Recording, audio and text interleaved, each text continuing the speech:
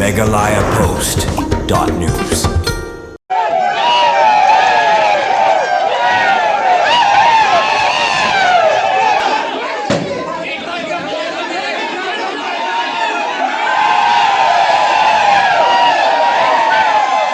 Bandang penpau ya kejing persya ke bajur halor ke public hearing ke Shree Semen Limited balapan bet ban penlong hak arpu arterik jembang arajar arpun rio ki arteli kisang balang bekentup ya ke Jointia Students Union bar ke Jointia National Council mentagasngi kilatur sasya ke Office Deputy Commissioner ke East Jointia Hills Bandawa na ke Bor Sensar District ban pendam no ya ke tei ke public hearing nakaliang kino ilam ke JSU bar JNC mentagasngi kilatur bet pung sya ke tei ke Office Turikam Deputy Commissioner banrung da ke Bor sya ke Office na ke menta Bandawa ban pendam no ya ke public hearing bat kila sya khang lentino hakibor pulit ke East Jointia Hills hakajingkhang bandrung sya ke Office Deputy Commissioner hakani gijing lectur sya ke Office Deputy Commissioner omtang bakila penpau ya gijing persya ke bajur ya ke public hearing ke Shree Semen Limited Henry kile pertaru da ke sur ke bajam ban pendam si sendan ya ke public hearing bat kila penpau ya gijing persya ban wanbu semen plan ke Shree Semen Limited baru kila penpau ya gijing persya banti motion na ulum serman kumbala persya dagi Paidbah nong snong ke snong daistong Shree Semen, go back, go back. Ben sana, go back. Ben sana, go back. Shree Semen, go back, go back. Ben sana, go back.